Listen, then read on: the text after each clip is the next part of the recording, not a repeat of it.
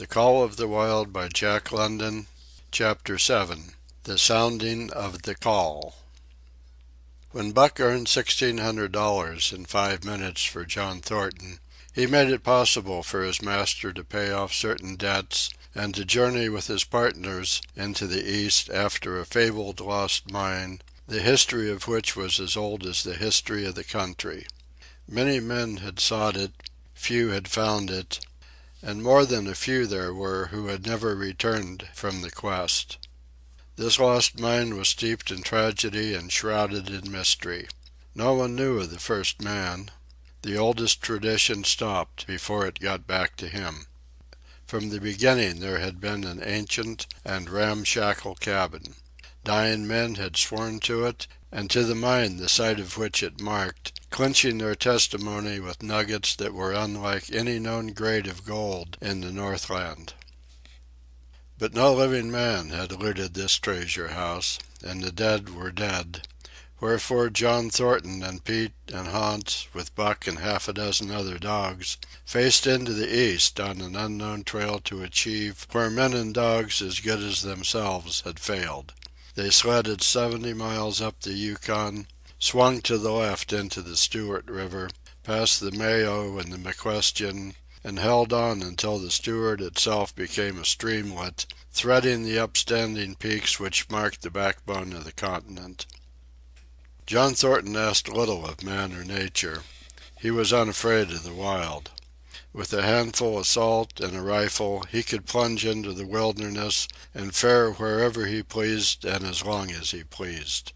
Being in no haste, Indian fashion, he hunted his dinner in the course of the day's travel, and if he failed to find it, like the Indian, he kept on traveling, secure in the knowledge that sooner or later he would come to it.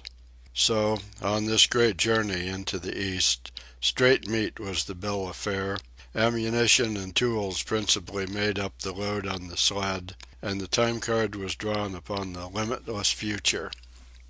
To Buck it was boundless delight, this hunting, fishing, and indefinite wandering through strange places. For weeks at a time they would hold on steadily, day after day, and for weeks upon end they would camp, here and there, the dogs loafing and the men burning holes through frozen muck and gravel and washing countless pans of dirt by the heat of the fire. Sometimes they went hungry, sometimes they feasted riotously, all according to the abundance of game and the fortune of hunting.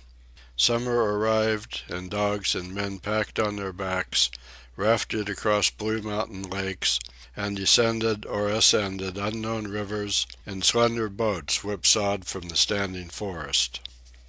The months came and went, and back and forth they twisted through the uncharted vastness, where no men were and yet where men had been if the lost cabin were true. They went across divides and summer blizzards, shivered under the midnight sun on naked mountains between the timberline and the eternal snows, dropped into summer valleys amid swarming gnats and flies, and in the shadows of glaciers picked strawberries and flowers as ripe and fair as any the Southland could boast. In the fall of the year they penetrated a weird lake country, sad and silent, where wildfowl had been, but where then there was no life nor sign of life, only the blowing of chill winds, the forming of ice in sheltered places, and the melancholy rippling of waves on lonely beaches. And through another winter they wandered on the obliterated trails of men who had gone before. Once they came upon a path blazed through the forest, an ancient path, and the lost cabin seemed very near. But the path began nowhere and ended nowhere, and it remained mystery, as the man who made it and the reason he made it remained mystery.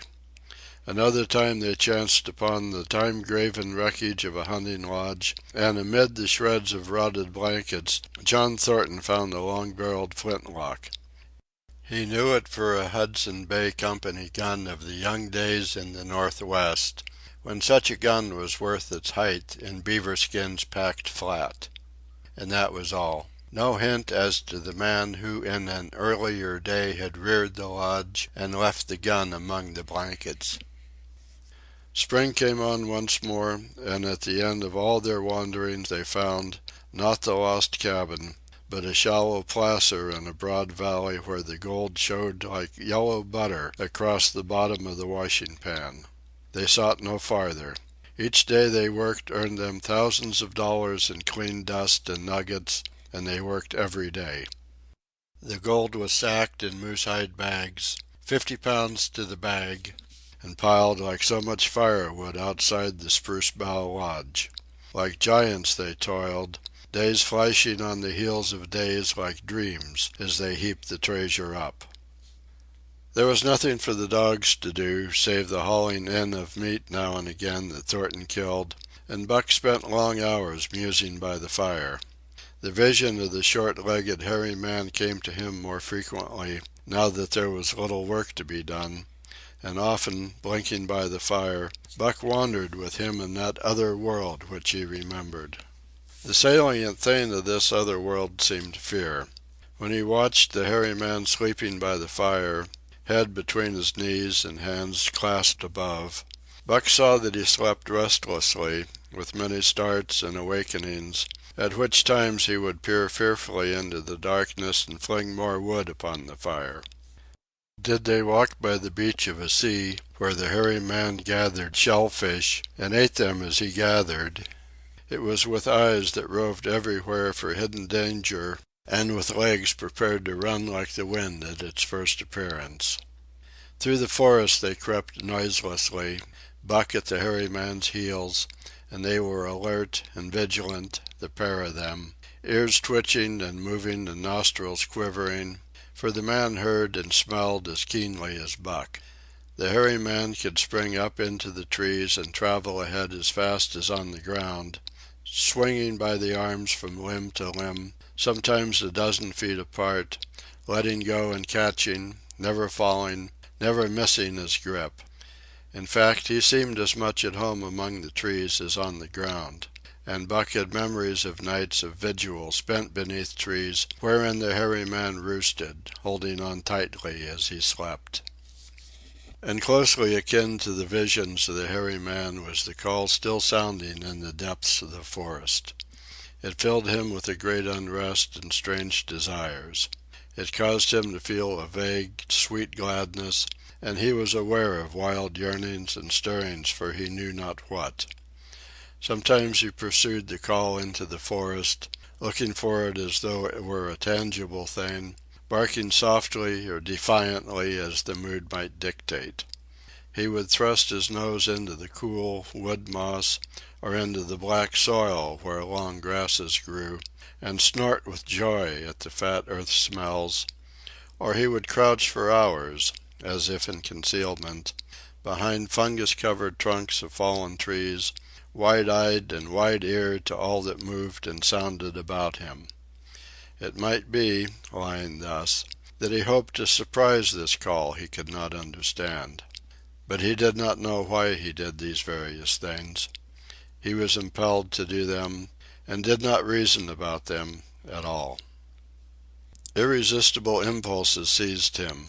He would be lying in camp, dozing lazily in the heat of the day, when suddenly his head would lift and his ears cock up, intent and listening, and he would spring to his feet and dash away, and on, for hours, through the forest aisles and across the open spaces where the niggerheads bunched. He loved to run down dry watercourses, and to creep and spy upon the bird life in the woods. For a day at a time he would lie in the underbrush where he could watch the partridges drumming and strutting up and down.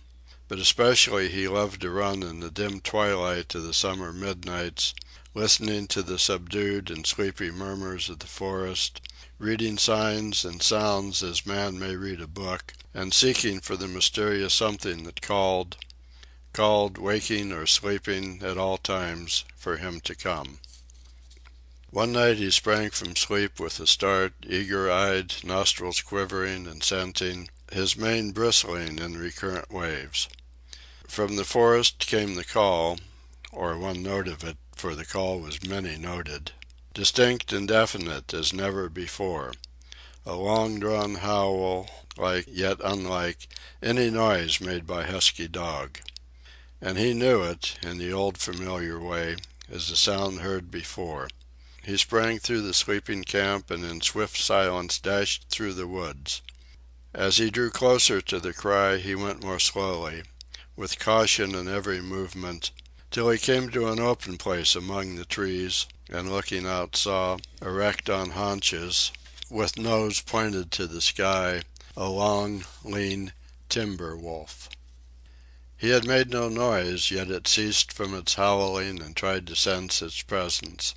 Buck stalked into the open, half crouching, body gathered compactly together, tail straight and stiff, feet falling with unwonted care. Every movement advertised commingled threatening and overture of friendliness. It was the menacing truce that marks the meeting of wild beasts that prey. But the wolf fled at the sight of him. He followed, with wild leapings, in a frenzy to overtake. He ran him into a blind channel in the bed of the creek where a timber jam barred the way. The wolf whirled about, pivoting on his hind legs after the fashion of Joe and of all cornered husky dogs, snarling and bristling, clipping his teeth together in a continuous and rapid succession of snaps. Buck did not attack, but circled him about and hedged him in with friendly advances. The wolf was suspicious and afraid, for Buck made 3 of him in weight, while his head barely reached Buck's shoulder. Watching his chance, he darted away, and the chase was resumed. Time and again he was cornered, and the thing repeated, though he was in poor condition, or Buck could not so easily have overtaken him. He would run till Buck's head was even with his flank, when he would whirl around at bay, only to dash away again at the first opportunity. But in the end Buck's pertinacity was rewarded, for the wolf, finding that no harm was intended, finally sniffed noses with him. Then they became friendly and played about in the nervous, half-coy way with which fierce beasts belie their fierceness. After some time of this, the wolf started off at an easy lope in a manner that plainly showed he was going somewhere. He made it clear to Buck that he was to come, and they ran side by side through the somber twilight, straight up the creek bed, into the gorge from which it issued, and across the bleak divide where it took its rise. On the opposite slope of the watershed they came down into a level country where were great stretches of forest and many streams, and through these great stretches they ran steadily, hour after hour, the sun rising higher and the day growing warmer. Buck was wildly glad. He knew he was at last answering the call, running by the side of his wood brother toward the place from where the call surely came. Old memories were coming upon him fast, and he was stirring to them as of old he stirred to the realities of which they were the shadows.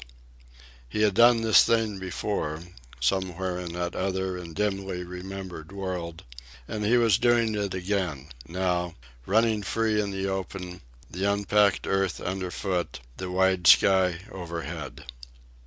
They stopped by a running stream to drink, and, stopping, Buck remembered John Thornton. He sat down. The wolf started on toward the place from where the call surely came, then returned to him, sniffing noses and making actions as though to encourage him. But Buck turned about and started slowly on the back track. For the better part of an hour the wild brother ran by his side, whining softly. Then he sat down, pointed his nose upward, and howled. It was a mournful howl, and as Buck held steadily on his way, he heard it grow faint and fainter, until it was lost in the distance.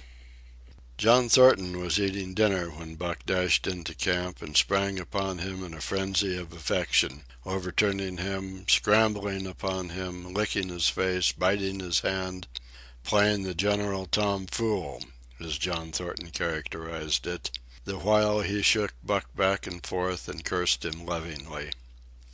For 2 days and nights Buck never left camp, never let Thornton out of his sight. He followed him about at his work, watched him while he ate, saw him into his blankets at night and out of them in the morning. But after 2 days the call in the forest began to sound more imperiously than ever. Buck's restlessness came back on him, and he was haunted by recollections of the wild brother and of the smiling land beyond the divide and the runs side by side through the wide forest stretches. Once again he took to wandering in the woods, but the wild brother came no more, and though he listened through long vigils, the mournful howl was never raised. He began to sleep out at night, staying away from camp for days at a time, and once he crossed the divide at the head of the creek and went down into the land of timber and streams. There he wandered for a week, seeking vainly for fresh sign of the wild brother, killing his meat as he traveled and traveling with the long, easy lope that seems never to tire. He fished for salmon in a broad stream that emptied somewhere into the sea, and by this stream he killed a large black bear, blinded by the mosquitoes while likewise fishing, and raging through the forest, helpless and terrible. Even so, it was a hard fight, and it aroused the last latent remnants of Buck's ferocity. And 2 days later, when he returned to his kill, and found a dozen wolverines quarreling over the spoil, he scattered them like chaff, and those that fled left 2 behind who would quarrel no more. The blood-longing became stronger than ever before. He was a killer, a thing that preyed, living on the things that lived, unaided, alone, by virtue of his own strength and prowess, surviving triumphantly in a hostile environment where only the strong survived. Because of all this he became possessed of a great pride in himself, which communicated itself like a contagion to his physical being. It advertised itself in all his movements, was apparent in the play of every muscle, spoke plainly as speech in the way he carried himself, and made his glorious furry coat if anything more glorious. But for the stray brown on his muzzle and above his eyes, and for the splash of white hair that ran midmost down his chest, he might well have been mistaken for a gigantic wolf, larger than the largest of the breed. From his St. Bernard father he had inherited size and weight, but it was his shepherd mother who had given shape to that size and weight. His muzzle was the long wolf muzzle, save that it was larger than the muzzle of any wolf, and his head, somewhat broader, was the wolf head on a massive scale. His cunning was wolf cunning and wild cunning, his intelligence shepherd intelligence and St. Bernard intelligence, and all this, plus an experience gained in the fiercest of schools, made him as formidable a creature as any that roamed the wild. A carnivorous animal living on a straight meat diet, he was in full flower, at the high tide of his life, overspilling with vigor and virility. When Thornton passed a caressing hand along his back, a snapping and crackling followed the hand, each hair discharging its pent magnetism at the contact. Every part, brain and body, nerve tissue and fiber, was keyed to the most exquisite pitch, and between all the parts there was a perfect equilibrium or adjustment. To sights and sounds and events which required action, he responded with lightning-like rapidity. Quickly as a husky dog could leap to defend from attack or to attack, he could leap twice as quickly. He saw the movement, or heard sound, and responded in less time than another dog required to compass the mere seeing or hearing. He perceived and determined and responded in the same instant. In point of fact, the 3 actions of perceiving, determining, and responding were sequential, but so infinitesimal were the intervals of time between them that they appeared simultaneous. His muscles were surcharged with vitality and snapped into place sharply, like steel springs. Life streamed through him in splendid flood, glad and rampant, until it seemed that it would burst him asunder in sheer ecstasy and pour forth generously over the world. "Never was there such a dog," said John Thornton one day, as the partners watched Buck marching out of camp. "When he was made the mold was broke," said Pete. "Py Jingo, I tink so mineself," Hans affirmed. They saw him marching out of camp, but they did not see the instant and terrible transformation which took place as soon as he was within the secrecy of the forest. He no longer marched. At once he became a thing of the wild, stealing along softly, cat-footed, a passing shadow that appeared and disappeared among the shadows. He knew how to take advantage of every cover, to crawl on his belly like a snake, and like a snake to leap and strike. He could take a ptarmigan from its nest, kill a rabbit as it slept, and snap in mid-air the little chipmunks fleeing a second too late for the trees. Fish, in open pools, were not too quick for him, nor were beavers mending their dams too wary. He killed to eat, not from wantonness, but he preferred to eat what he killed himself.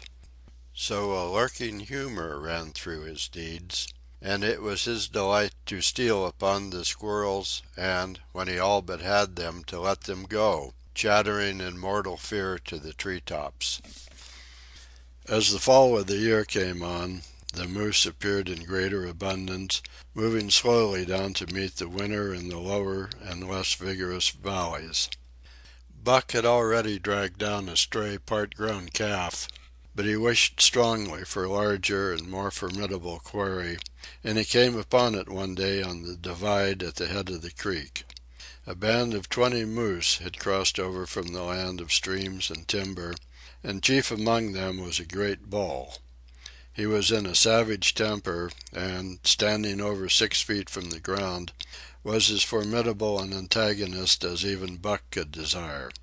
Back and forth the bull tossed his great palmated antlers, branching to 14 points and embracing 7 feet within the tips. His small eyes burned with a vicious and bitter light, while he roared with fury at sight of Buck. From the bull's side, just forward of the flank, protruded a feathered arrow end, which accounted for his savageness. Guided by that instinct which came from the old hunting days of the primordial world, Buck proceeded to cut the bull out from the herd. It was no slight task. He would bark and dance about in front of the bull, just out of reach of the great antlers and of the terrible splay hoofs which could have stamped his life out with a single blow. Unable to turn his back on the fanged danger and go on, the bull would be driven into paroxysms of rage. At such moments he charged Buck, who retreated craftily, luring him on by a simulated inability to escape. But when he was thus separated from his fellows, 2 or 3 of the younger bulls would charge back upon Buck and enable the wounded bull to rejoin the herd. There is a patience of the wild, dogged, tireless, persistent as life itself, that holds motionless for endless hours the spider in its web, the snake in its coils, the panther in its ambuscade. This patience belongs peculiarly to life when it hunts its living food, and it belonged to Buck as he clung to the flank of the herd, retarding its march, irritating the young bulls, worrying the cows with their half-grown calves, and driving the wounded bull mad with helpless rage. For half a day this continued. Buck multiplied himself, attacking from all sides, enveloping the herd in a whirlwind of menace, cutting out his victim as fast as it could rejoin its mates, wearing out the patience the creatures preyed upon, which is a lesser patience than that of the creatures preying. As the day wore along and the sun dropped to its bed in the northwest, the darkness had come back and the fall nights were 6 hours long. The young bulls retraced their steps more and more reluctantly to the aid of their beset leader.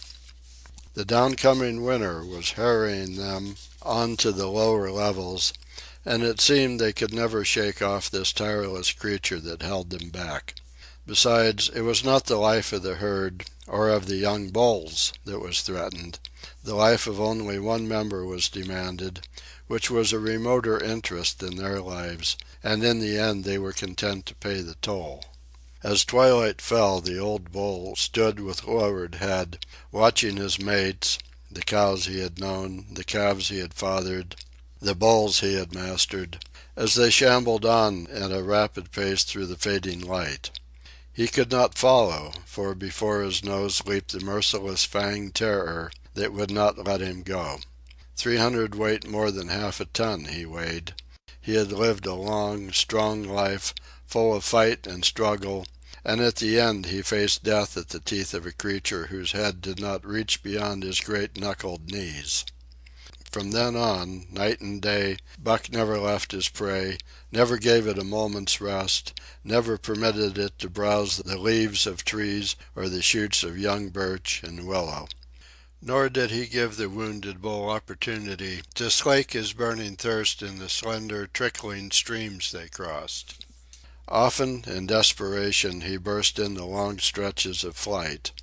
At such times Buck did not attempt to stay him, but loped easily at his heels, satisfied with the way the game was played, lying down when the moose stood still, attacking him fiercely when he strove to eat or drink.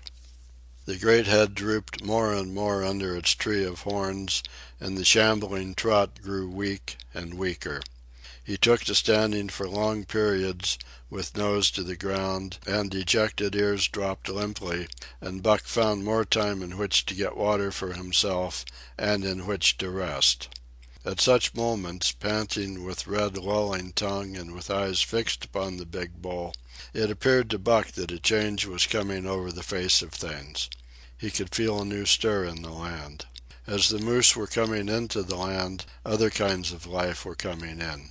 Forest and stream and air seemed palpitant with their presence. The news of it was borne in upon him, not by sight, or sound, or smell, but by some other and subtler sense. He heard nothing, saw nothing, yet knew that the land was somehow different, that through it strange things were afoot and ranging, and he resolved to investigate after he had finished the business in hand. At last, at the end of the 4th day, he pulled the great moose down. For a day and a night he remained by the kill, eating and sleeping, turn and turn about. Then, rested, refreshed, and strong, he turned his face toward camp and John Thornton. He broke into the long, easy lope, and went on, hour after hour, never at loss for the tangled way, heading straight home through strange country with a certitude of direction that put man and his magnetic needle to shame. As he held on, he became more and more conscious of the new stir in the land. There was life abroad in it different from the life which had been there throughout the summer. No longer was this fact borne in upon him in some subtle, mysterious way. The birds talked of it, the squirrels chattered about it, the very breeze whispered of it.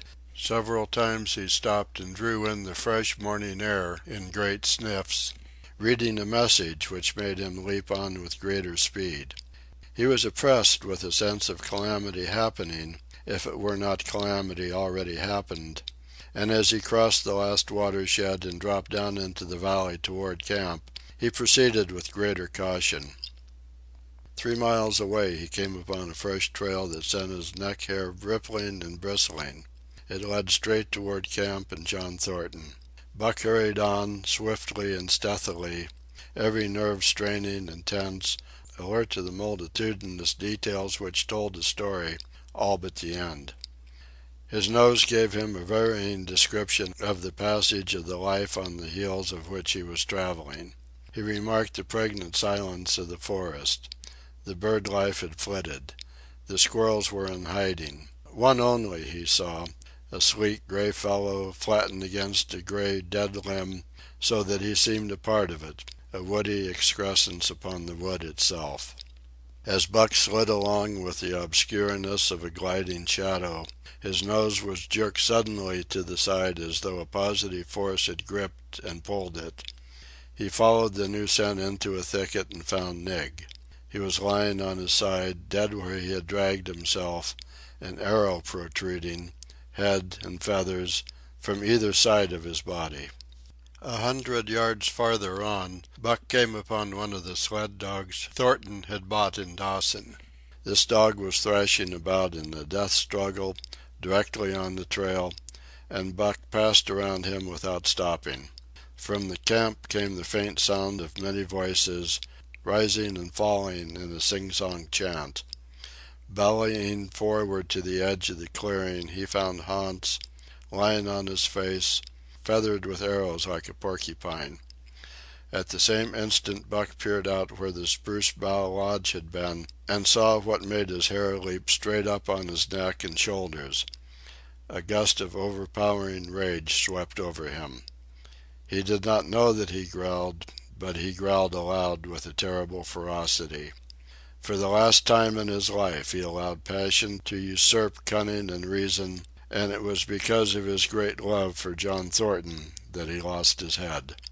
The Yeehats were dancing about the wreckage of the Spruce Bough Lodge when they heard a fearful roaring, and saw rushing upon them an animal the like of which they had never seen before. It was Buck, a live hurricane of fury, hurling himself upon them in a frenzy to destroy. He sprang at the foremost man, it was the chief of the Yeehats, ripping the throat wide open till the rent jugular spouted a fountain of blood. He did not pause to worry the victim, but ripped in passing, with the next bound tearing wide the throat of a second man. There was no withstanding him. He plunged about in their very midst, tearing, rending, destroying, in constant and terrific motion which defied the arrows they discharged at him. In fact, so inconceivably rapid were his movements, and so closely were the Indians tangled together, that they shot one another with the arrows, and one young hunter, hurling a spear at Buck in mid-air, drove it through the chest of another hunter with such force that the point broke through the skin of the back and stood out beyond. Then a panic seized the Yeehats, and they fled in terror to the woods, proclaiming as they fled the advent of the evil spirit. And truly Buck was the fiend incarnate, raging at their heels and dragging them down like deer as they raced through the trees. It was a fateful day for the Yeehats. They scattered far and wide over the country, and it was not till a week later that the last of the survivors gathered together in a lower valley and counted their losses. As for Buck, wearying of the pursuit, he returned to the desolated camp. He found Pete where he had been killed in his blankets in the first moment of surprise. Thornton's desperate struggle was fresh written on the earth, and Buck scented every detail of it down to the edge of a deep pool. By the edge, head and forefeet in the water, lay Skeet, faithful to the last. The pool itself, muddy and discolored from the sluice boxes, effectually hid what it contained, and it contained John Thornton. For Buck followed his trace into the water, from which no trace led away. All day Buck brooded by the pool or roamed restlessly about the camp. Death, as a cessation of movement, as a passing out and away from the lives of the living, he knew, and he knew John Thornton was dead. It left a great void in him, somewhat akin to hunger, but a void which ached, and which food could not fill. At times, when he paused to contemplate the carcasses of the Yeehats, he forgot the pain of it, and at such times he was aware of a great pride in himself, a pride greater than any he had yet experienced. He had killed man, the noblest game of all, and he had killed in the face of the law of club and fang. He sniffed the bodies curiously. They had died so easily. It was harder to kill a husky dog than them. They were no match at all, were it not for their arrows and spears and clubs. Thenceforward he would be unafraid of them except when they bore in their hands their arrows, spears, and clubs. Night came on, and a full moon rose high over the trees into the sky, lighting the land till it lay bathed in ghostly day. And with the coming of the night, brooding and mourning by the pool, Buck became alive to a stirring of the new life in the forest other than that which the Yeehats had made. He stood up, listening and scenting. From far away drifted a faint, sharp yelp, followed by a chorus of similar sharp yelps. As the moments passed, the yelps grew closer and louder. Again Buck knew them as things heard in that other world which persisted in his memory. He walked to the center of the open space and listened. It was the call, the many-noted call, sounding more luringly and compellingly than ever before. And as never before he was ready to obey. John Thornton was dead. The last tie was broken. Man and the claims of man no longer bound him. Hunting their living meat, as the Yeehats were hunting it, on the flanks of the migrating moose, the wolf pack had at last crossed over from the land of streams and timber and invaded Buck's Valley. Into the clearing where the moonlight streamed they poured in a silvery flood, and in the center of the clearing stood Buck, motionless as a statue, waiting their coming. They were awed, so still and large he stood, and a moment's pause fell, till the boldest one leaped straight for him. Like a flash Buck struck, breaking the neck. Then he stood, without movement, as before, the stricken wolf rolling in agony behind him. 3 others tried it in sharp succession, and one after the other they drew back, streaming blood from slashed throats or shoulders. This was sufficient to fling the whole pack forward, pell-mell, crowded together, blocked and confused by its eagerness to pull down the prey. Buck's marvelous quickness and agility stood him in good stead. Pivoting on his hind legs and snapping and gnashing, he was everywhere at once, presenting a front which was apparently unbroken, so swiftly did he whirl and guard from side to side. But to prevent them from getting behind him, he was forced back, down past the pool and into the creek bed, till he brought up against a high gravel bank. He worked along to a right angle in the bank which the men had made in the course of mining, and in this angle he came to bay, protected on 3 sides and with nothing to do but face the front. And so well did he face it that at the end of half an hour the wolves drew back discomfited. The tongues of all were out and lolling, the white fangs showing cruelly white in the moonlight. Some were lying down with heads raised and ears pricked forward, others stood on their feet, watching him, and still others were lapping water from the pool. One wolf, long and lean and gray, advanced cautiously in a friendly manner, and Buck recognized the wild brother with whom he had run for a night and a day. He was whining softly, and, as Buck whined, they touched noses. Then an old wolf, gaunt and battle-scarred, came forward. Buck writhed his lips into the preliminary of a snarl, but sniffed noses with him, whereupon the old wolf sat down, pointed nose at the moon, and broke out the long wolf howl. The others sat down and howled. And now the call came to Buck in unmistakable accents. He, too, sat down and howled. This over, he came out of his angle and the pack crowded around him, sniffing in half-friendly, half-savage manner. The leaders lifted the yelp of the pack and sprang away into the woods. The wolves swung in behind, yelping in chorus. And Buck ran with them, side by side with the wild brother, yelping as he ran. And here may well end the story of Buck.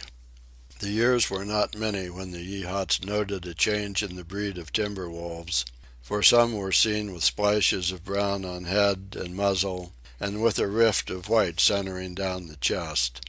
But more remarkable than this, the Yeehats tell of a ghost dog that runs at the head of the pack.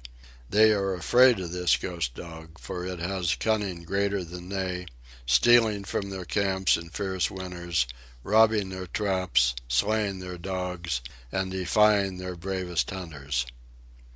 Nay, the tale grows worse.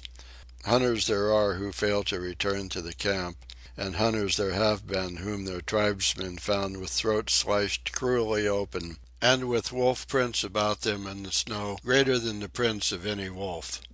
Each fall, when the Yeehats follow the movement of the moose, There is a certain valley which they never enter. And women there are who become sad when the word goes over the fire of how the evil spirit came to select that valley for an abiding place. In the summers there is one visitor, however, to that valley, of which the Yehots do not know. It is a great, gloriously coated wolf, like, and yet unlike, all other wolves. He crosses alone from the smiling timberland and comes down into an open space among the trees. Here a yellow stream flows from rotted moose-hide sacks and sinks into the ground, with long grasses growing through it and vegetable mold overrunning it and hiding its yellow from the sun. And here he muses for a time, howling once, long and mournfully, ere he departs. But he is not always alone. When the long winter nights come on and the wolves follow their meat into the lower valleys, he may be seen running at the head of the pack through the pale moonlight or glimmering borealis, leaping gigantic above his fellows, his great throat a bellow as he sings the song of the younger world, which is the song of the pack. End of chapter 7. End of The Call of the Wild by Jack London. The Call of the Wild was recorded by Tom Crawford at Cool, California, USA, and proof listened by Sheila Mitchell in Nottinghamshire, England, in summer and fall of 2010.